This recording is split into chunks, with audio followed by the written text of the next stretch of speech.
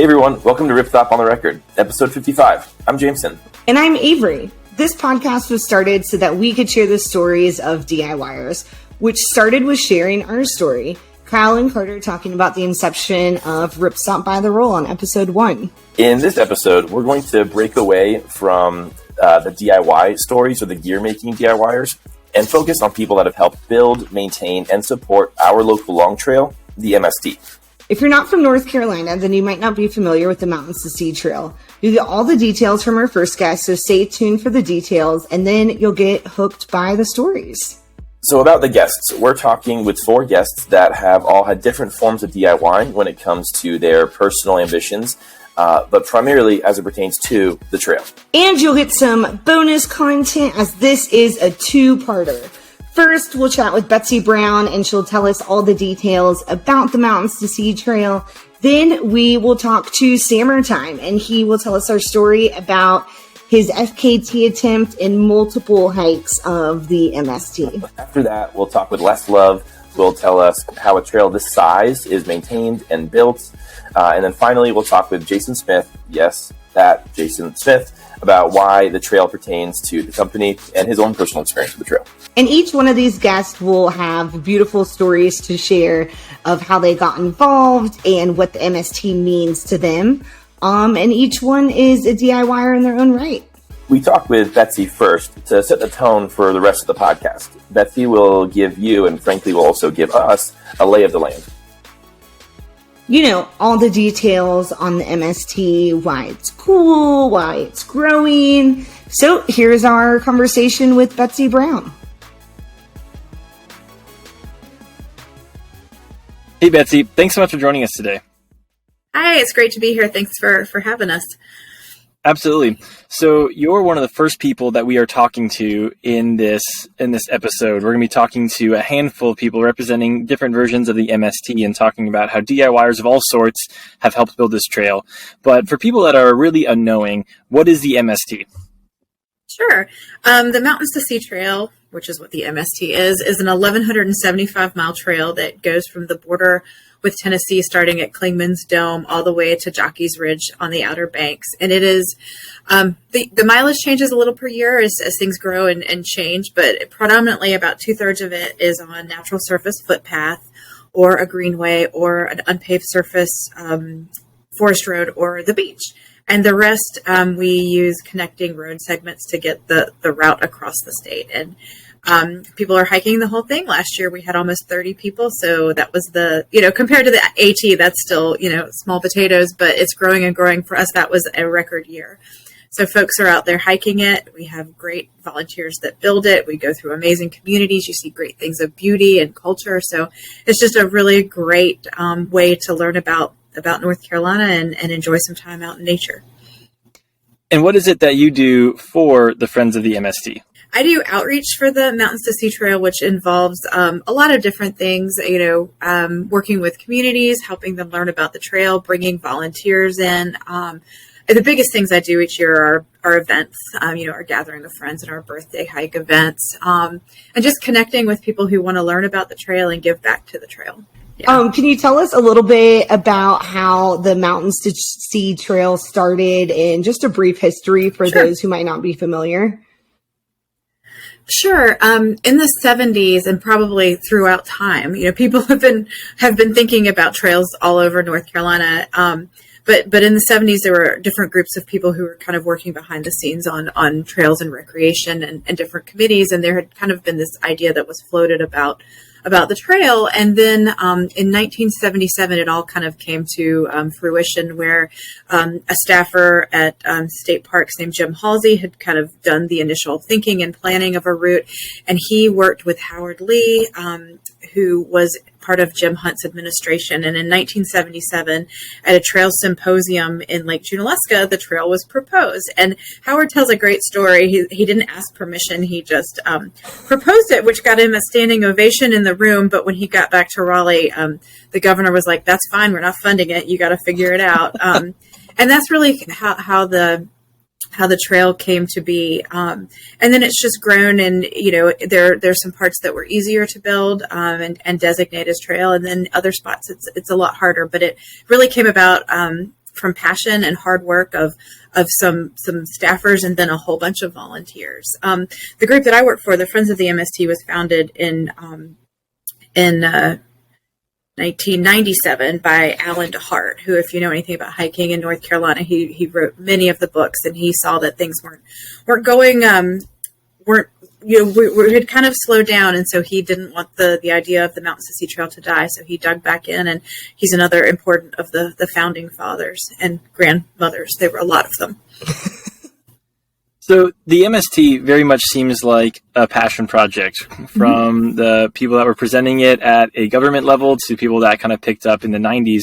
Where at your timeline did you fall in love with the MST or the idea of the MST and begin working on it? Oh, goodness. Well, I never thought I would end up working for a trail. So I had worked in the music industry, I worked in the snow sports industry, and I had a few kids, and I was reading an article, and I saw the Mountains to Sea Trail, and I was like, this is cool, and the office is in Raleigh, and it would be great to have a few hours out of this house, so let's do that. And I started volunteering, and then that's when our previous executive director realized that I had some skills that would come in handy, so I came in doing work. But again, like, I just fell in love with the concept. I really, this wasn't what I planned in life, but it has been absolutely a pleasure to learn about how trails are built and to learn so much about the great communities in North Carolina and partners. And they come from everywhere. You know, you just really care about something that's bigger than yourself. You know, you can go out and walk just, selfishly to walk away your day, but then you can go give some time and you're helping build that opportunity for somebody else. So yeah, I've been around about 10 years, and I hope to be this to be a place I stay for a long time, because the learning and the connections and the legacy of it is just so amazing. That's really great to hear from you, and thank you for sharing. With the MST being over 1,100 miles long, what does the trail building process look like? Are there volunteers, which you kind of just alluded to? But yeah, if you want to expand a little bit more on that, that would be great. Sure. So one of the big things we do is, we build and maintain the Mountains to Sea Trail. So there's a difference between building new trail and maintaining new trail, but we rely on just amazing volunteers. This trail wouldn't exist without volunteers doing a handful of key jobs, but then a lot of people doing a lot of work. So if we were going to build new trail, which is what we're doing in a lot of places in the eastern part of the state, some in the Piedmont, you go out and you look at the land, and oftentimes you have to figure out how to get access to that land. That's the hardest part in places where there's a development or already established things. So back in the early days, we looked at where there was public land, and so we're trying to get all the access to public land that we can, and that's a kind of a joint project between state parks, local folks, and us, really trying to figure out how to create a route that is viable. And then once there's access to the land, we're trying to build trail that's sustainable and is a fun trail and is going to stand up to time and water and use. We divide our volunteer crews into what's called task forces. So there are task forces across the state. They all are led by just these truly dedicated and knowledgeable local leaders who, know the land managers. They know, who they're dealing with and what the rules are on that land. And they're looking out for opportunities when they come about, or when there's a problem, a bridge gets washed out or this or that, or if we're building new trail, really routing that and knowing the best practices for creating a smart trail. And once the trail is built, then those same task forces will maintain them. It's, again, like I said, a tree falls down, a bridge washes out, there's overuse and we need to reroute, there needs to be water diversion. So we really defer to their expertise on a local level, because we can't watch 1,175 miles on our own. And, oftentimes it takes a task force of 50 or 60 people, along Falls Lake. They're huge task forces, and in other places they're a little smaller. But again, they are the eyes and ears. We help facilitate anything and everything that they need. Wow. I hate to put you on the spot here. And if you don't know the answer, that's fine. But how many volunteers would you say you currently have building the trail and maintaining the trail?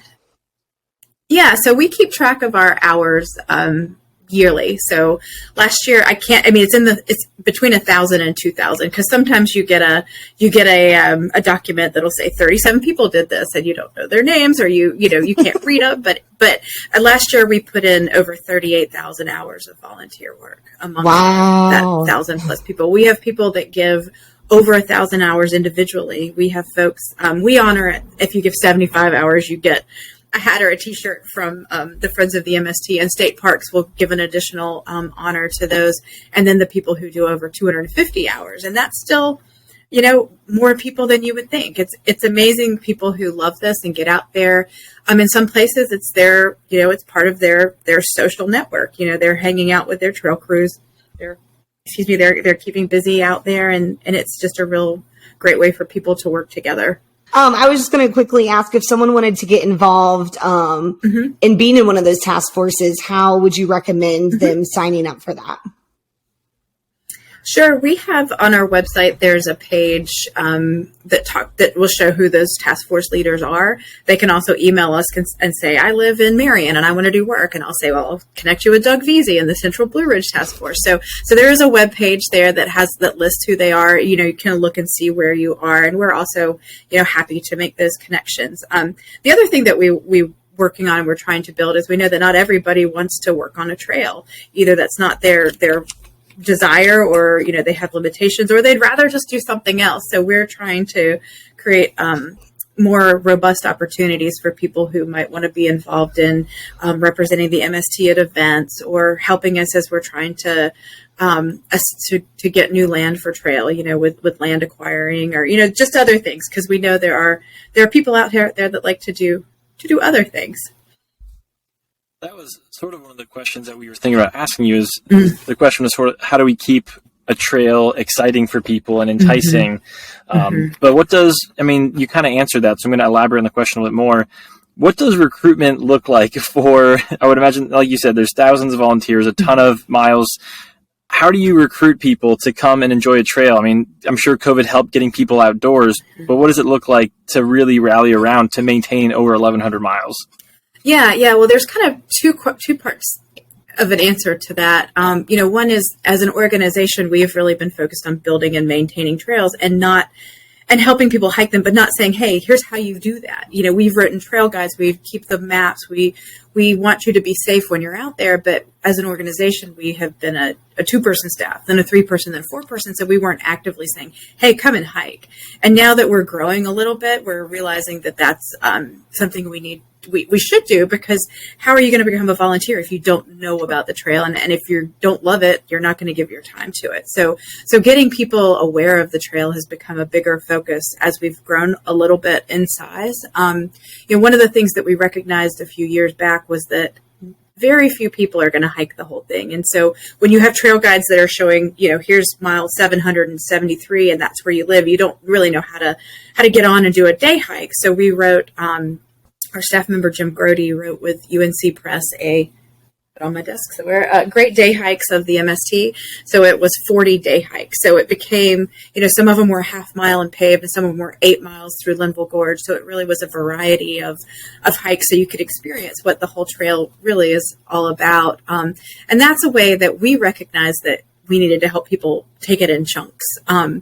We do things also like we celebrate our birthday every year in September. So we try and do a 45-mile challenge, and we'll do different things where we try and get people out there. One of the other things that we're working on is kind of telling stories from the trail and kind of what happened there and when. And one of the things also as an organization, we recognize that there are people who aren't on our trail, and how do we get to folks who are underrepresented? So really making a focus to reach out to groups of people of color who are already hiking or doing outdoor things, and making sure they know about the trail. And this is North Carolina's state trail, and everybody needs to know about it and get on it. So just making that shift a little bit in our thinking as an organization is how we're, for us it's still new, but we're trying to keep it exciting. We do have another book coming out next year by a fellow named Jerry Barker, who it's basically talking about what you can see along the trail. It's not just a turn here, but it's a, here's some history from the trail. And for me, I'm really excited about having that book as a companion to walking the trail, because you're going to learn, the good, the bad, the ugly, the awesome, the beautiful that goes right alongside the trail. And it's a really neat way to learn your North Carolina history as well. I think it's really cool how the MST has such a diversity of trail offerings. You mentioned them earlier, but last weekend I was doing a century on my bike, just doing a lot of cycling recently, and I went down the Neuse River Trail. And I came in on Monday, and I was talking with Jason, who's an avid MST lover and someone that we'll hear later on in the podcast. But he told me, he's like, "Oh, you did 40 miles of the MST this weekend." You did, and I didn't even put it together in my head. But it's so cool that there's such a variety of greenways that are almost in people's backyards. For a lot of the MST, it goes through a lot of residential areas to places like you mentioned. I've been on other parts of the MST that were out in, outside of Limdale Gorge or outside of the Great Smokies and stuff like that. And it's such a cool access point, to your point about getting more people on trail that may not always want to be 8 miles deep in a wilderness area, but they still want to be outdoors. Absolutely. And I think, this is never going to be like an AT where you're just in a tunnel of green and as remote as possible, because, we're a different trail. I think we really are a history and cultural trail. And I think there are options for people who want to get lost and not see anybody for, a couple of days, or they feel comfortable with, being able to see somebody else in, nearby. So there are comfort levels. There's trail for basically, most abilities. If you want to complete the trail, you're allowed to ride your bike on the road portion, so that you don't have to walk that. You can paddle the Neuse or a bit of the Yadkin. It really is an adventurous trail. We had somebody who wanted to kite sail across where the ferry crossings are. I don't know if he's done that yet, but that would be a first for us. He did go back, and he's the only completer that we know of that has done he walked and then he went and paddled. So he did both routes to the eastern part of the state, not at the same time. He just wanted that experience. So he went back and paddled it. So people are using it in different ways. And then, we kind of see some loop options, in the future where the route might change, and we could create some fun little loops, because people don't always love backtracking or shuttling. Since we are a linear trail, you can't, leave your car at one end and come back to it easily, but they're, coming up with some challenges like that for folks. So state trails, I feel like, have gained popularity in terms of the hiking community. There's been a lot of competition on the long trail for FKTs and stuff. People doing the Florida Trail to link up a lot of hiking miles in the years, because it connects to the AT in some, reasonable capacity. The MST seems like it's becoming a lot more notable in terms of the state trails and some of these like sub-long trail type distances. What do you think the purpose of a state trail is? And I'm sure it varies a whole lot, but what does it mean for the MST to be represented in that way? Well, the MST was originally proposed, when Howard proposed it, to be an economic driver for smaller towns and communities. And so I think for us, not being a full wilderness experience by any stretch, it is an opportunity for folks to get out and explore the state and have go to Burgaw, go to Elkin, go to, these places that you might not normally have on your list. But that's really, for us, that's what sets us apart, is that we can be a cultural trail. It's more almost like a European trekking, trail, where you have a spot to stop and get a beer, or, you've got to be an Airbnb, or, whatever. It's not quite as, it's just different. And I think that we are seeing a lot more people coming from out of state more recently. It had been, our completers used to be either folks who were from North Carolina, they were section hiking and they were doing it on weekends. And now we're getting folks from all over the place, which is really exciting. And we're getting folks who are, I don't think you call them professional hikers, but they're people that spend their time just hiking. And, I'm not sure how they're managing it, but they are. And so we're getting folks who are going from one long trail to the next. And that's been a change in the last couple of years. So, interestingly, there are different expectations from folks that come from different trails. So trying to make sure that we have a trail that they're comfortable on. A lot of them said this is a really hard trail still, because we're working to support hikers and get more amenities. And, the road walking isn't for everybody, but, personally, I've loved the road walking. I've loved slowing down and looking at things. You find, I found a great pack of zip ties one day. You never know what you're going to put in your pack after you walk.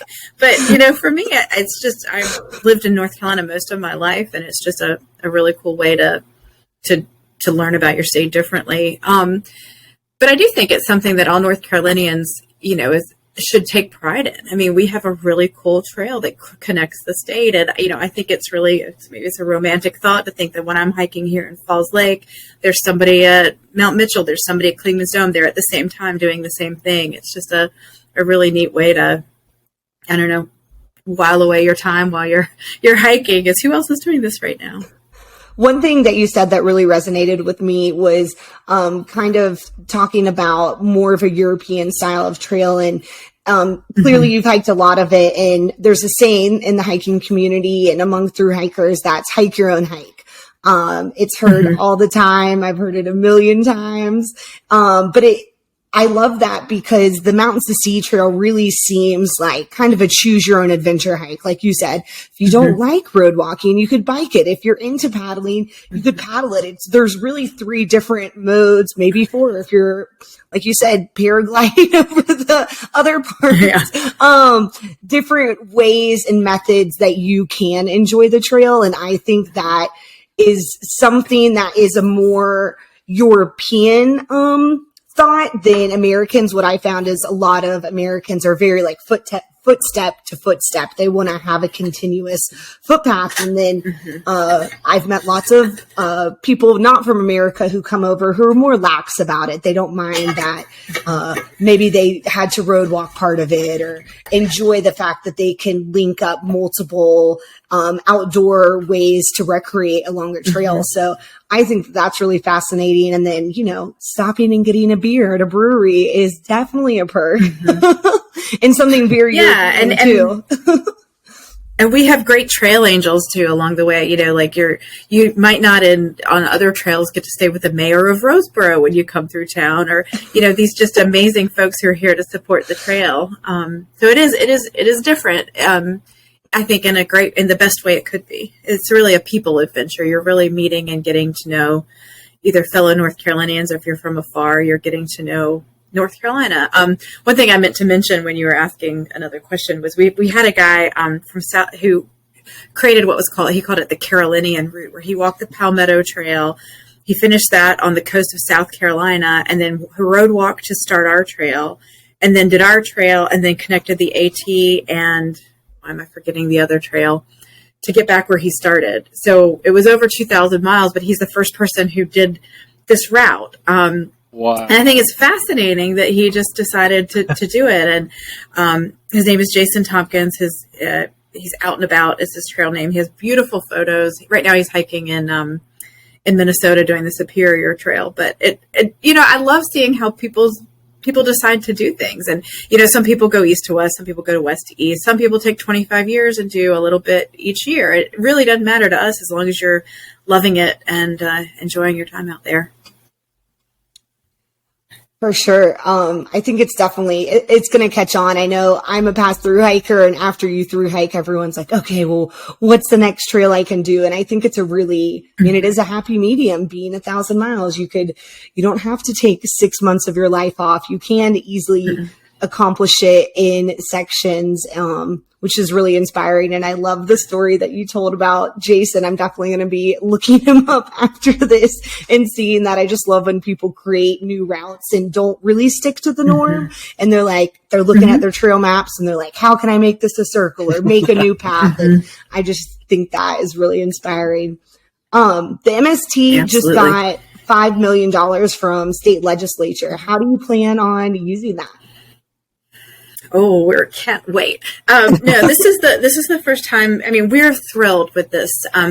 We could not be more excited. It's the first time that this type of money has been put into state trails, and it's absolutely transformational for many of them. So kind of the way it works is the first thing that we put to work because we've got money for capacity building. So we hired our 6th employee. Sherry Seagrove started last week, and we are just beyond excited to have somebody who can help with our outreach. So that's like really the first thing is getting more people aware of the trail and connecting them and bringing them in. But one of the things that we basically started the process, almost a year ago by pulling together our priority areas. So we have a document that we work from that's got 32 priority areas across the state. And that could be where we need to buy land. It could be where we need to plan. It could be where we're ready to build. And so we have them all ranked, and we, staff, we're kind of working behind the scenes to see which and what we can do first. And so we can't take them all on, but we're, have like 3 or 4 that are really bubbling away. And then we signed our first contract with state parks, and we're about to build a bridge that's like 2 to 3 years overdue. We're just so excited about getting this bridge in. But we are hoping to be able to spend every dime of it in 3 to 5 years. And that will be transformational in parts. A lot of our bigger projects are going to be in the Coastal Crescent, which is the eastern part of the state, where we're working to build those connections and, both trail and with the people there. Because, in certain parts of the state, there's not a big culture of hiking and even outdoor recreation. There are some places where there are no natural surface footpaths in a whole county. And what we build will be the first trail. And to give that opportunity to those residents to have a place to get out and walk is really, really exciting. And we take that as, a legacy building opportunity for these communities and the opportunities that can come to these towns. It's just, it's really exciting. So yeah, we hope to spend it all. And, we've got crews, we've been talking to trail builders. We're really ready to go. We've been working with state parks kind of behind the scenes to work on the logistics and the admin side of it. Like, how does this actually work? I think we're ready to go. We actually have a meeting in Wednesday with all the other state trails to really go through next steps. So we're thrilled. It's a great, exciting time. I mean, we got a new executive director last year when this was not, we thought we were going to get a different amount of, we didn't know it would be this exciting and transformational, and his job has changed. Like, this wasn't even an opportunity when I applied for this job, but now we're just so excited to have this, a lot of hard work went into it. So we just want to make the most of every single dollar we have allotted to us. Can you talk more about the dynamic and the relationship that the MST has with the state? Obviously, you're not a state-run organization, but there's a ton of work to be done, from the money that you've been able to figure out for the MST to state land and everything in between. What does that relationship look like for you all? Well, I mean, it kind of from a worker bee perspective, we work hand in hand with their state trail planner, their land folks, their folks on the ground. If the trail goes through a state park, we're working with the superintendents and the rangers and all of that. And, so we really have a great working relationship with those folks. And, in the meantime, they're very busy, so we're trying to do the work that we're trying to be a good complement to them, and then work really hand in hand. But, I guess specifically it's an interesting dynamic because we're a state trail, but there's about 70 something people that own the trail. There are different landowners and managers. So you're working, if it's, like I said, if it runs through Stone Mountain or one of these state parks, you know who your contact is and you can work within them. But in other places, you're dealing with city land, county land, other, wildlife, Army Corps. And so having a good relationship with all of those folks is incredibly important, and just making sure everybody's on the same page all the time. So it really is about managing relationships all around, and with folks generally having a common goal. It's really productive and amazing to see people all pointed in the same direction, trying to achieve something great. Does that answer that question? Okay. Yeah, no, definitely. That's awesome. So as we run out of time here, Betsy, I have one more final hard-hitting question for you. Okay. What is your favorite section of the MST, and can you explain it? Oh, boy. That's a hard one. I mean, I have the ones I go to a lot right here at Falls Lake, and I love them because they're convenient. But there is a spot right on the Tanawa Trail, where the Tanawa and the MST are co-joined in that section in Watauga County. Or is it? Yeah. And it's special to me because of who I sat there with. I sat there with a friend who has had breast cancer and has since died, but we sat in this just beautiful crop of trees in a cow pasture looking towards Grandfather Mountain. And to me, it seems like a place where people have done that for generations and, forever. It's just a beautiful spot. And it's just a gorgeous part of the trail. So I really love that stretch. I mean, who doesn't like hiking with cows and avoiding cow patties and just, it just feels like where I'm supposed to be when I'm there. So that's if I had to sit one place or walk through one place, I think that would be it. I've only hiked about just a little over a third of the trail. I've got a lot to go still because I've got this desk job that but we try to get out as often as we can to remind us really how lucky we are to have this position and to work for the trail.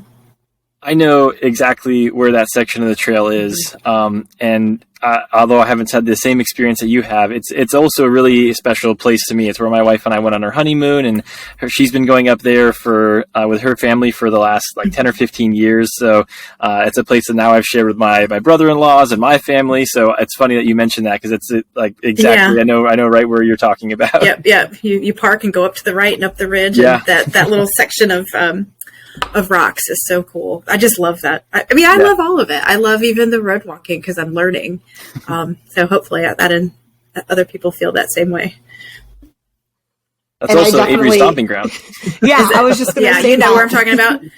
Absolutely. Yeah. I mean, it's one of the coolest things about, working remotely in Boone, but also our office being located in Durham is that we are connected essentially by the MST, but I'm so grateful that, I just live in such a beautiful part of North Carolina, not knocking other parts, but it's just, It's such a special place. And knowing that the MST is also the other trails, like you mentioned, the Tanawa Trail and part of the Smokies. And I just think it's such a beautiful thing. Like you were talking about, you could be in one place and you're thinking about the person on Mount Mitchell. I kind of feel like that now with Jameson. Like I know that he's just right down the street, but you're also right down there a few miles from the MST here. And I think it's just such a unique and special trail. And I've learned so much about, the volunteer process and the history of MST. And I think a lot of us get out there and we want to hike because we love it. And I often think about every time I take a step on a rock stair, I'm like, thank you, whoever built this. Cause I know how hard it is, but not many times have I thought about all the other stuff, working with state parks, working with the rangers, building out these sections, replacing the bridges. And I think that's a really beautiful thing. And it goes beyond just a path in the woods. It's the passion behind it and the people. And we're so grateful that we're able to talk to you, and you've had so much experience building up the MST along with others. And it just makes me super grateful to be able to be so close to the MST in multiple parts of the state and to be able to enjoy it all because of volunteers and the Friends of the Mountain to see. So it's a really beautiful story. You had me Yeah. Oh, good. That's what I was trying to do. But I want to thank you guys too. We met Jason, from Ripstop by the Roll at our gathering, and he got involved. And I love that he's, everyone gets excited about the trail and they'll bring in, their talents and their time to help further boost it. And it's just growing exponentially. So it's, thanks to you all too, for recognizing opportunities and being good partners. So it's exciting for us just to see where we're headed. Definitely. This has been really fun. Betsy, thank you for sharing some time with us. We're going to continue this conversation with some more people and representatives of the MST in different varieties and capacities. But thanks for kind of starting us off on the right foot, Betsy. Sure, absolutely.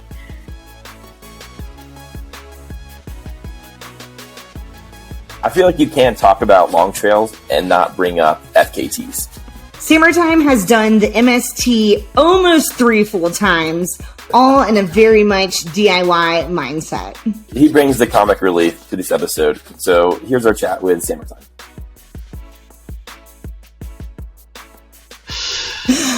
Thank thanks for joining us on this episode of Ripstop on the Record Sammertime. We're super excited to have you here and to learn more about you and all the awesome trails that you hiked. Likewise, nice to be here. Thank you. Yeah, of course. So leading into that, can you tell us a little bit about who you are, where you're from, and some of the trails that you have thru hiked or attempted to thru hike? Right. So I'm from North Carolina, born and raised, and my introduction to outdoors was through Cub Scouts and Boy Scouts. I was lucky enough to be a part of a good troop here in Greensboro, and a bunch of kind of people I came up with in school were members of that troop as well. So just had a lot of good support and good community of people my age that were into the similar interests. I don't think many of those folks have gone on to do full thru hikes. I do, whenever I'm starting a training hike or even a thru hike, I'll jokingly post in our Boy Scout group about, hey guys, I'm hitting the trail for 3 months if anybody wants to come on out. Everybody's like, we all have real lives, so we're just gonna live vicariously through you. But it was very lucky for me to have a good group like that, to learn a lot. Back then, the game has changed as far as like gear we're bringing, and they weren't necessarily teaching bushcraft skills, but just allowing me to be in the woods and be comfortable sleeping, overnight. So that was a great foundation. And then my life kind of took a different direction where I wasn't as exposed to the outdoors as much through what I was doing. I was a theater major in school and then became a hairdresser after that. And then I got a therapy license. So I was indoors a lot. And the hair thing ended. I decided I just kind of was not being fulfilled in kind of this vanity driven kind of industry. And so a couple career changes later, I was in a position where they furloughed a couple of us from the bar I was working at. And so I had a wide open, maybe month, maybe 2 months. And I had been following my brother, who's about 5 years older than me, who was attempting to do the Mountains to Sea Trail. And this is back in like 2009 or 10. So I was following him then, and that's before there was any guide written about it. So he was kind of piecing together his own maps and his own research, and following Alan DeHart, who was one of the guy who created the first route for the MST, I think I have that name right, kind of his notes on his experience. And my brother wasn't able to finish. He had some gear failures and injuries that happened right at the end of the mountain section, but he did make it a good chunk. So I kind of picked up where he left off and was inspired by him, as such is the case. Big brother, little brother, throughout my life quite a bit. But by the time I attempted it in 2012, which was my very first thru hike, the Scott Ward trail named Taba trail guide had come out, and this was handwritten by him. I mean, he had an Excel spreadsheet, but he pretty much took a pedometer with him and counted the miles between each place and knocked on every church door and every house that was on the trail and explained, hey, there's a trail here. Would you be willing to let people sleep on your property? And kind of he was the first one to set up a lot of the relationships with the people living close by the trail. So it was kind of a lot easier for me to attempt when I began because there was a trail guide. And funny thing with my very first, I've done some thru hikes with Boy Scouts out in Philmont, New Mexico, where we were on trail for 2 weeks at a time and covered more than 100 miles. So I would consider that probably my first thru. My first solo thru hike was the Mountains to Sea Trail. And I kind of wanted to find myself, like I said, it was between jobs or whatever. So I wanted this kind of walkabout, sojourn kind of experience. So I decided I would not contact any of the trail angels or accept any of that help. So I didn't really understand the community side of thru hiking. I didn't really understand like the whole network of people. But I'd say about 10 days in, after 7 days of rain or something like that, I reached out to a trail angel that was listed on the guide and said, hey, I'd really like a dry place, tonight, if that would be okay. And such an amazing experience with them that night. They brought me in their house. They let me sleep in a bed. Met their kids, cooked me food, sent me away with food, and kind of what a great trail angel will do. But I just had no context for what that could be. And then they kind of like hit it out of the park with everything they, offered me. And so that happened again after having that good experience. The next night, another trail angel, and a week later, another trail angel. So probably stayed with or interacted with 7 to 10 trail angels on that first hike. And that's what really I came away with that hike. I saw some beautiful views and, tested out some gear and tested my limits, but I just came away with this just a better outlook on humanity and the good that's still out there. And so that's still every time I always go in it for the outdoors aspect, but I come away with a whole lot of full heart feelings. I was going to say, I know that MST isn't the only trail that you've done. Do you want to quickly tell the listeners other trails you have through hiked or attempted to through hike? Yeah, so after the MST, I had to get back to work, and it was 5 years before I did my next through hike, and that was in 2017, the Florida Trail, which starts, I think their kickoff is right on New Year's Day or a couple days after. I didn't make it to kickoff. I think I started the 2nd or the 3rd of January that year. I had moved to Florida to be with a romantic partner who lived in Florida and was enjoying my year there and kind of was enjoying getting to know the state. And I was like, you know what? That through hiking thing changed my life. So we'll see if it can do it again or give me kind of that feeling again. And the same way the Mountains of Sea Trail is contained in one state really let me get to know Florida, that new state. And it did that. And I loved it and fell back in love. And so from there, I was like, all right, even after 2012, I was like, I got to change what I'm doing with my life in order to help me hike more. I need to change the way I'm saving money and how I'm working and work on passive income to be able to do this full time. I'm so in love with it. So after 2017, moved back to North Carolina later in that year and began planning for the Eastern Continental Trail. Before I moved to Florida, I was looking into the Appalachian Trail, but then my partner was like, well, I kind of like to have you around since you're just moving here. So I was like, all right, compromise. I'll do the Florida Trail, which is close by. So when I moved back out of Florida, I was like, all right, let's start planning that Appalachian Trail thing again. Also, on my very first day of the Florida Trail, I ran into Jupiter, who a lot of listeners will probably know. He's a kind of a YouTube personality hiker, and he was finishing the Florida Trail section of his Eastern Continental Trail hike. And that's where I found out about what that was, just talking to him as he ran in place while we talked on the trail because he was about to set an FKT. So I started researching that, and I made the time work and had the funds. A year and a half later, started in 2018 in June in Quebec. So I did kind of the mainland Eastern Continental Trail. I did not do Newfoundland or Prince Edward Island that are further on that may be more complete official route. But a lot of people that attempt it will do the mainland route from Quebec to Key West. So I was going southbound. I summited, it was about 700 miles from Quebec to Katahdin. I summited Katahdin August 1st. And let's see, so I started June 28th. So it took just over a month to get there. And that was the same year that a hiker I know named Bubbles was heading southbound on the Appalachian Trail. I never did catch up with her, but I did catch remnants of her tramily that kind of became my tramily by the end of it. So I didn't finish the Appalachian Trail section of that until December, finished in the snow by myself, and then continued on to do the Pinhoti Trail, the rest of Georgia into Alabama, and then the Florida Trail again. But I was doing it in the opposite direction.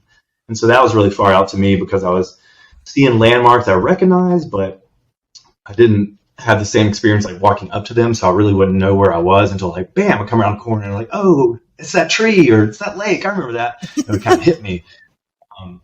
So it was a cool experience doing it again, which is why the next thing I planned to do after the long ECT was something a little shorter and something that I had done before because I like that feeling of remembering where I was in the moment based on, visual and audio stimulation. So that I did the Mountains of Sea Trail again in 2021, last summer, or this last year. And did a fundraiser for my friend who had some medical bills he needed help paying for and his recovery. We raised $25,000 doing that, and he's recovering very well. And I will say it wasn't completely selfless. I was using that hike as a little bit of a scouting mission to see if I could pull an FKT attempt for the Mountains of Sea Trail off the following year. So I was kind of, because the trail had changed a lot since 2012. It was 200 more miles, pretty much from Raleigh on. It's completely different. So I wanted to see what was in store, and I make sure I kind of like had a good idea of whether it was even possible or not. And so I thought it was, and I tried it again this summer to try to set FKT, and was trying to finish in like 35 days or less, doing it casually. During the fundraiser, it took me 41 days, 43 days, something like that. I love how you say that is casually, first of all. Yeah, Just have I was to thinking that too. interject. Doing it casually, nail emoji. I just wasn't pushing myself, to really strenuous levels, I didn't think. But I did try to do that this year and got some overuse injuries after about 13 days out there, and had to call it quits on this attempt this year. Had an awesome 13 days. Was really happy with what I put down, which was the part of the trail I thought would be most challenging to keep a pace up through. And I stuck to my plan. Was able, to move at a pace I wanted to until the very last couple of days, where it's called Morton's neuroma, I've discovered, and metatarsaglia, kind of overused swollen tissue injuries, just took me out. Slowed me down enough to where I knew I wasn't going to be able to hit the FKT the way I wanted to. So called it quits after 13 days. But yeah, we can move on from there. Sorry. It's only about like 4 or 5 trails, but they took me a long time to do, and I've done a couple of them twice. So a huge part of this episode, while we're even talking about this episode, is a couple months ago, Kyle, the owner of Ripstop by the Roll, kind of coined this term for us that we exist to help people create their own path. And we started talking about the MST kind of being our local trail that's just a couple of miles away from the headquarters, as well as a bunch of people here doing significant parts of the MST, but also how people, it's quite a literal form of creating your own path, right? Like people have created the MST and are still creating parts of it. So we want to talk all these different kind of viewpoints of the MST, and yours being one of them. But one thing I'm really hearing a lot from you, kind of a reoccurring theme, is this idea that through hiking is a huge form of DIY, but also your attempts particularly are a little bit different from what most people have done, right? You didn't start the Florida Trail on their starting point. You ended the AT later in December. You very much taken your own twist at a lot of your own attempts. So, I mean, you've done the MST now 3 times, not just once. Most people finish a trail and they kind of, write that thing off. What is it about your approach to things, or your approach to FKTs or through hiking, that brings a lot of joy to it for you? Kind of what's that DIY aspect that is so fulfilling for your side? Well, so I envy the people that can just like throw stuff in a bag and hit the trail. I'd love to be able to live that carefree, but like for me, I guess it's a sense of control, but the planning for the hike is a lot of fun for me as well. So even though I don't like make my own gear per se, I mean, I've duct taped a few things together. I've never actually constructed anything. My kind of way to control and get my hands really in it is to over-plan, really anal retentively plan, like mileages per day, exact campsites I'm going to end up at, and I usually use a large calendar, and it's like a days-long process or weeks. Get all my maps together, PDFs, load it on the phone. And I enjoy all that. I just feel like locked and loaded, less chance of failure, you know what I'm saying, and makes it easier on me at the moment. All I really have to do at that point is walk, because I've planned it so tightly. Now, every time I make one of those plans, I get out of sync with it fairly quickly, but it's still like this sense of comfort to have, mileages. I know exactly how far off of the days I had planned I am, and it helped me budget for food and the costs for the trip. But I say the most DIY thing I've ever done is preparing for this FKT, because since I don't consider myself an athlete, I'm just someone who likes to walk a lot. I had to give myself kind of any edge I could. So when I was reading the FKT rules on the website, it's like supported. That's anything from having a full team with a van, massaging your legs and cooking your food at night, and you're not carrying anything, all the way to you handing me a candy bar. All of a sudden, I'm supported too. So I was like, okay, I can't really mess with that category because there's like professional athletes in it, but self-supported, which, is a little just more accessible, I guess. It's kind of, tugging at me, like, let's read a little bit more about that. And so in those rules, it said any food that you get yourself or is cached. And I kept reading that line over, like, food cache, food cache. I never really heard anybody other than like the 100-mile wilderness of the Appalachian Trail, where the hostel will come put your food in a cache, like in a bucket. I hadn't really heard of anybody taking advantage of that. So I was like, well, if I cache the food every day, I never have to carry more than 1 day's worth of food. So I'll be able to like light pack, possibly jog, and I won't waste the time getting off trail, hitching, or walking to the store, walking around the Dollar Tree, just all the over to the post office and all that stuff. So I figured out how many days I wanted to do. I think I made 32 bags, even though I got 35 days was my goal. I knew I could buy some supplemental stuff down on the coast. And I was worried about the animals, but I put like 6,000 calories in those things, the most I've ever taken. They're almost 3 pounds each, because I was thinking I was going to be hiking 20 hours a day, which I was. It was all junk, just honey buns and candy and bars. Nothing to into a vacuum sealed bag with oxygen absorbers. Then those went into another vacuum sealed bag with oxygen absorbers. And then all that went in a turkey bag, which is like a cellophane kind of NioFlume product that you use for like cooking turkeys, but they're pretty smell proof and pretty. It almost looks like the window treatment stuff, the polycro that we sleep with, a lot of us. It's like here. So I tied a knot in that, and then I buried all the food in holes in the ground, sometimes directly in the middle of the trail.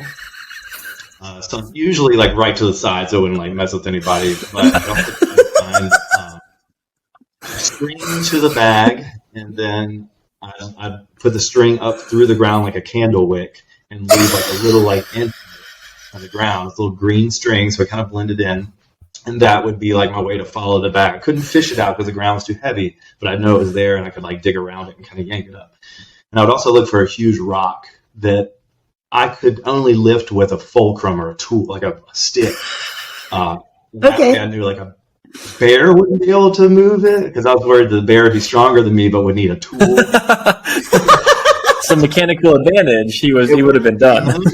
So I think my only thing is I dug the holes a little too deep, like knowing what I know now, because it was taking me like 20 minutes to dig some of them up. Because thankfully, at the very last moment, I decided to bring a little trowel, like a lightweight trowel, which I've never brought. I always like cattle with my hands or my shoes. So thank God, because the dirt had compacted pretty hard, and I would not have been able to dig up with my hands. So I had a little trowel, and that helped. And I probably can't figure out how to screen share here, but I have pictures where I would just take a picture of the ground, like the area where I buried it, and I would just put my finger like here in the forefront of the camera, pointing at the ground, at the rock or wherever. So that's how I'd find it. I get back to the situation, just look at the camera. I'm like, oh yeah, it's right there by that double tree. And so it worked really well. Like animals never got into them, and they were like 50 degrees like in the ground. It was really cool. And, the food was pretty good. One of them, I didn't think about the timing, and I showed up on Labor Day weekend, and there was someone camped on top of the buried site. And so I was like, oh shit, I can't think about this. It was up on the pinnacle near Short Off Mountain, so it's kind of a popular place you can get to. And I came out there, and I was like, oh crap, there's a couple, and I kind of like waved. It's like, hey, kind of weird request. It's gonna sound weird, but I buried some food under like where you're camped, and I'd like to come in your campsite and dig a hole and retrieve the food. And then, I tried to explain, like, I'm doing an FKT attempt, and I was trying to save time, like everything I just told you. But if you're not like a hiker or a through hiker or aware of what an FKT is, it doesn't. Yeah. So they just kind of looked at me funny, and the man never said a word after he said hello, and the woman was like, "Yeah, you can come on in." She was kind of the communicator, but like it was super awkward, and I felt like I was invading their place. And the rock I had put on top of the hole was gone. Someone had moved the rock, and it might have been them. I don't know, because I was like, "Oh man, someone moved the rock I had placed here." Trying to see if they were like, I saw the rock like 20 feet away in like a divot where I think people have been like tripping at night or something, like in a hole, so they were trying to fill up the hole or something. But so I like brushed around, and this couple, just conversing with themselves and like 10 feet away, like looking on the ground, and I couldn't find it. And it just kept getting more and more awkward. I'm like, so sorry again, so sorry, not my plan. And I couldn't find that little string, so finally, and they were like cooking food. So finally, I was like, so I'm just gonna call it, and I guess I'm gonna head out of here and not eat for the next 40 miles. And they're like, okay, well, good luck. And I was like, yeah, good there. Just thought you might. No, okay. So I had to keep moving, and so at that point, I realized how serious it was if my caching food situation did not work out. You know what I mean? Because I didn't have food for the next 40 miles. Luckily, the next cache was like deep in Harper's Creek, Lost Cove area, so I couldn't drive all the way to where I wanted to make it 40 miles. So I had to bury that next one a little early. I think it was 25 miles that I did without. I had a couple of snacks still left because I was rationing, but I was definitely hungry at the end of that day. But that's the only one that didn't work. So I made it to Pilot Mountain on this hike, which means all the food bags from essentially Oak Ridge to the coast are still in the ground right now. You have to go. It's a little food time capsule. They are, and people are like, "Oh, you should just leave them until next year when you try again." I was like, "Well, there's some stuff in there. Like, this is some DIY tips. I bought Walmart jerky, so I didn't have to make my own. But the bags say consume within 3 days of opening, so I was like, all right." That's why I put the oxygen absorbers in the vacuum seal bag. So I was like, okay, I'll put like a straight pen and poke the tiniest hole in the jerky so that when I vacuum seal the bag, the jerky bag will also like shrink because it's full of like argon or whatever the hell they're like conserving their jerky with or preserving it with. So I was worried like that would spoil, and it did. Like as soon as I got to the first one, all the jerky tasted like soap. It was nasty. I lost the jerky from the get-go, and the honey buns, they all expired at the end of September. So those two things would probably mold and be gross in the bag. So I am going to tail between my legs. Really ever expire? I feel like honey buns are like the McDonald's thing where they leave it out for 20 years and it looks exactly the same. They were pretty gross on that, even the ones that were still good when I got them today. Compressed so much, the oils had all like come out of them. So it was just, I'll probably do some more DIY of my own food next time. Just like more natural, better kind of food than like just Walmart junk food. But I'm going to have to go knock on these church doors and fire departments out east and be like, hey, didn't make it. I drove here, but I'm going to get this food out of your yard, I guess. Not looking forward to that. But so yeah, we've been virtual friends for a while. Like you said, you were doing the ECT when I was doing the AT Sobo, and we never officially met. But I heard lots of great things about you, and I feel like we've met multiple times, even though we never have.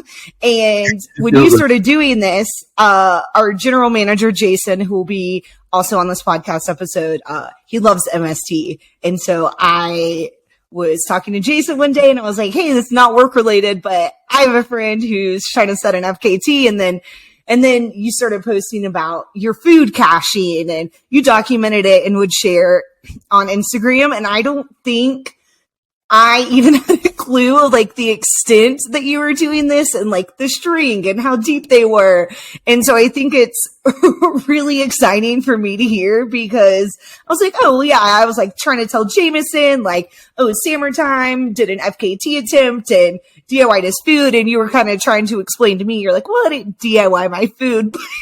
It's so hysterically funny. I'm like have tears in my eyes listening to you talk about this because it's very DIY spirit, but it goes beyond just like, oh, I just cached some food in the woods in a bucket. Like my biggest worry was that it would attract like bears that would then like mess with other people.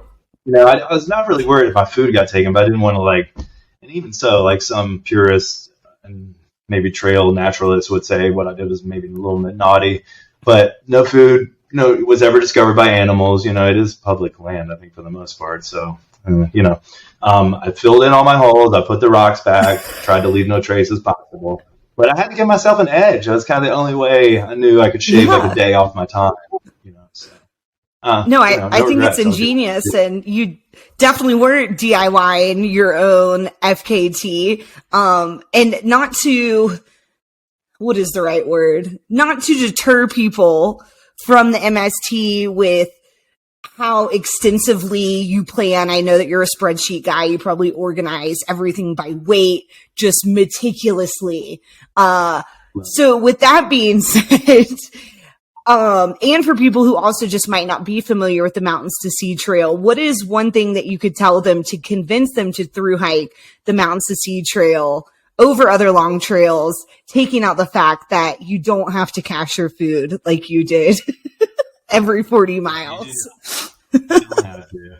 And let me tell you, that sucks. Like, driving from 40 miles to 40 miles is not direct. It was taking 2 hours to get to the next. It took me 5 days to do all that across the state. But anyway, it's impressive. Don't have to do that. The reason the MST is a good hike, or a first through hike, or just a good hike in general for anybody, is because it's kind of the best of both worlds. It's accessible to beginners because there is so much support, either through trail angels or even in the mountains where it is more wild. You are coming near enough to gas stations and towns every couple of days that you can resupply pretty easy. And if you got in trouble or hurt, you are out in the wilderness, and in the mountain area, it would take someone a little bit of time to get to you because it's on a trail and you can't drive everywhere. But there's a lot of cell service, and there's a lot of towns and places close enough that emergency crews could get to you if the worst case happened. So the Mountains to Sea Trail is accessible because of that. There's just a lot of support for it, and the more kind of notoriety it's getting, and the more people that join the Mountains, Friends of the Mountains to Sea group, and the people that sign up to be trail angels and all that, it's just getting more and more. I mean, when I did it 10 years ago, the book was full of people, and now there's just pages and pages. So a lot of people want to help you. It's like, same with Florida. It's like a lot of retirees and a lot of the community with the Friends of the Mountains to Sea Trail are day hikers or folks that are retired and just want to help out, either building trail or helping through hikers. On the opposite end, it does kick your butt if you want it to. From Tennessee to Pilot Mountain, the part I just finished doing, it is there's a lot of elevation. It's rocky and rooty. There's some scrambles, there's ladders, there's cables. It's pretty much everything you experience on the Appalachian Trail concentrated into that area. Like, as I'm walking through, I was like, oh my God, this is Pennsylvania right here. Oh my gosh, this is Vermont. Just within a couple of days, it would change because there's so many different kind of temperate climates and kind of brushy, deserty on Short Off Mountain, and then rainforest kind of feel up near Mount Mitchell and stuff. So it's just so many different landscapes, not to mention once you get east, you're going through farmlands and the beach. So I just feel like it kind of takes the best things from a lot of the other long trails that they may be famous for one or two of those things, but kind of compresses it all into this trail that's very accessible. And I mean, for me, it's in my backyard, so it's easy. It's easier for me to plan. It's cheaper for me to do because it's close by. And like I said, like for a lot of it, if it's your first hike and you wanted to bail for a hotel, that's pretty easy to do within a couple of days if you weren't feeling so hot. So that's why I think that trail is good, especially for beginner through hikers. I think since they redid the route, the trail is more friendly to day hikers and section hikers. I'm not no shade, but I think the last route before was a little more through hiker friendly. Just some of the new routes, they'll kind of, if you're heading east, they'll then pull you down south or north to see, maybe a historical marker or some property or even a vista. It's not a PUD. It's not a pointless up down, but I was calling it pointless side to side.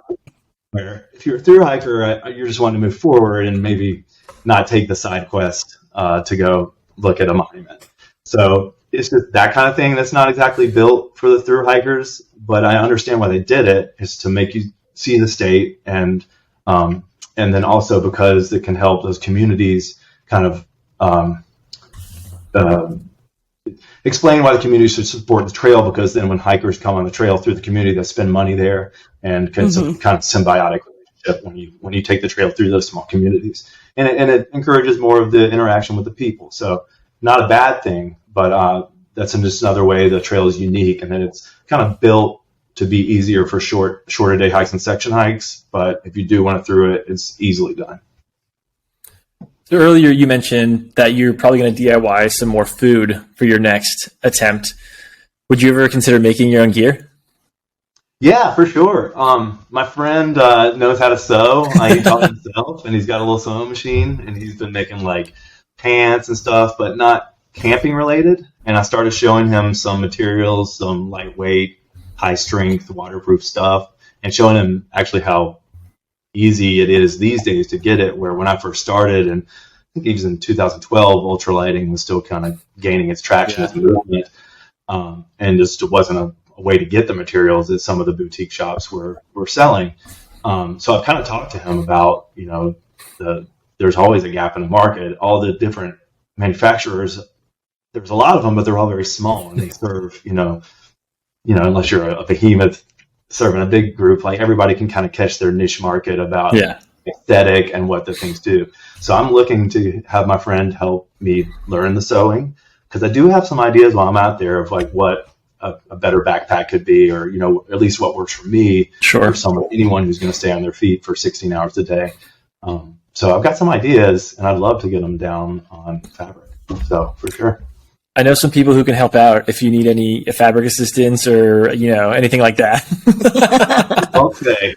So I was up on Short Off this weekend, which for people who might not be familiar is in the Linville Gorge area of the Pisgah National Forest, situated just like north of Asheville, south of Boone.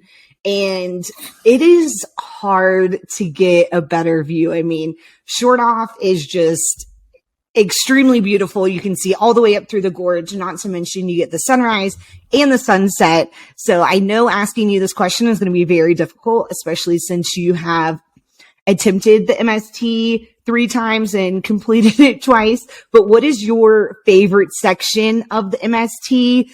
Maybe when you first did it, has it changed? I'm sure you have a lot of special spots now that have created memories, but now I want to hear from you. Yeah. What are your favorite sections? I hate talking this up because I'm like sending people there, but I think it's good for people to be able to experience it as well. It shouldn't be just for us gallivanters and month-longers. So the campsite on top of Short Off Mountain is awesome. Like you said, you get almost 360-degree views. There was a wildfire up there years ago, and not all the brush has returned. Kind of a scar and sadness when you see some of those burnt like trees, but also make the lemonade out of it. You get these amazing views. There's also there's a lot of campsites up there, but one of them has a water pipe up there on the top of the mountain. So you don't have to worry about bringing water all the way up from your car, from the river, which would be really exactly where I camped. It's great.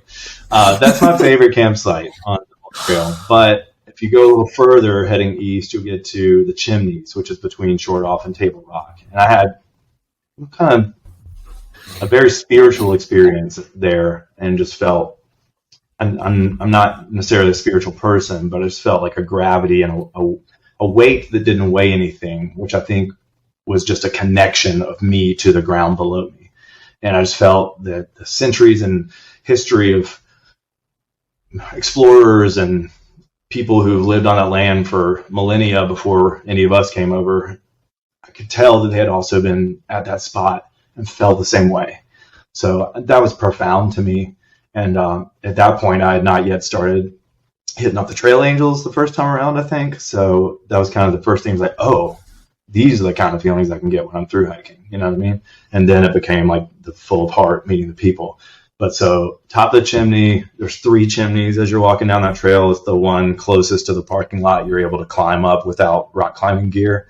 And it's a spiritual magnet for me every time I go by it. So that's my favorite spot on the trail. Favorite campsite's the one on Short Off Mountain.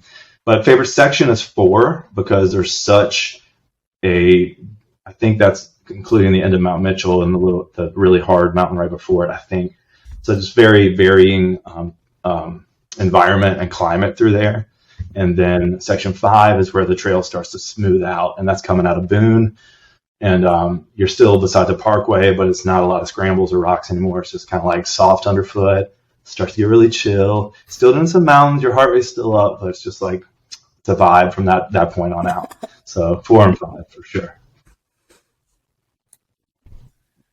I love the detailedness of your answer. We asked, we're going to ask everybody this question, but we just talked to Betsy Brown, and in a similar light, she shared a really cool moment that she shared with one of her friends that has passed in a really beautiful part of the MST outside of Boone. And but I love how you shared the section, the campsite, and your favorite section of trail, because that feels like maybe the most appropriate way to encapsulate, 1,100 miles worth of joy.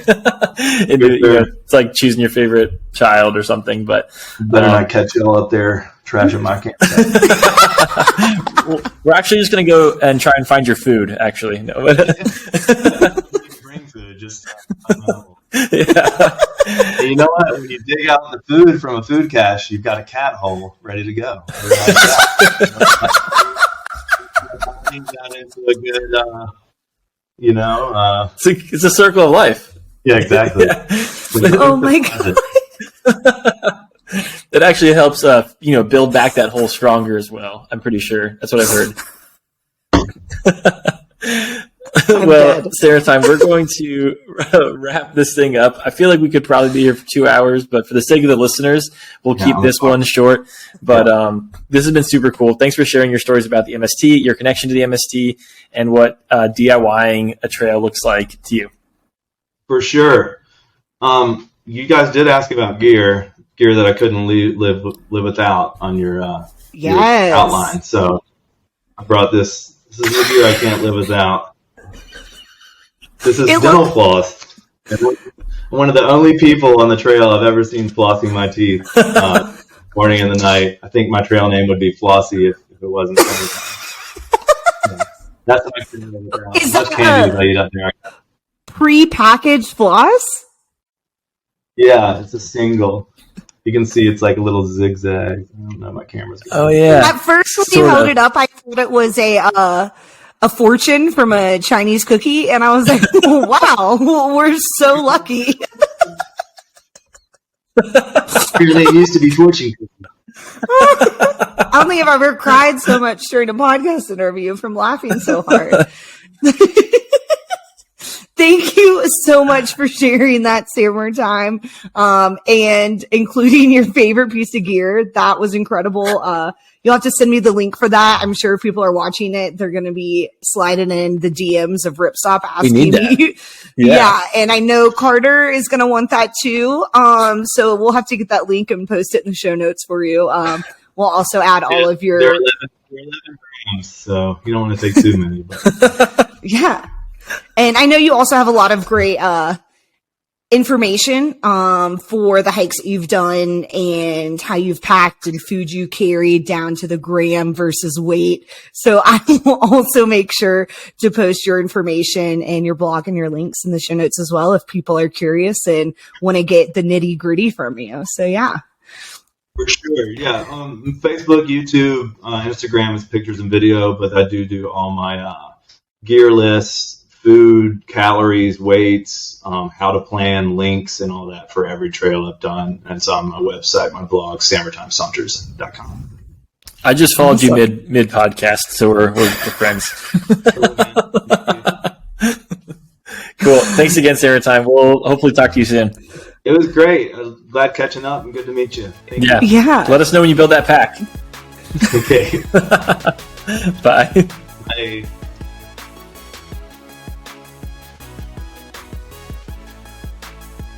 That will do it for part 1 of our MST episode.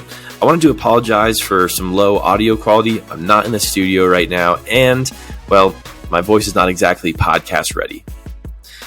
As for part 2, check back a week from today or November 2nd to listen to part 2 of this MST episode. If you already follow us or you already subscribe to the podcast, then that'll be ready to go next Wednesday. If you don't, then please like, follow, subscribe, rate, do whatever it is you need to do so other people can find us and you can let us know what you think of the show. Thanks for watching and listening.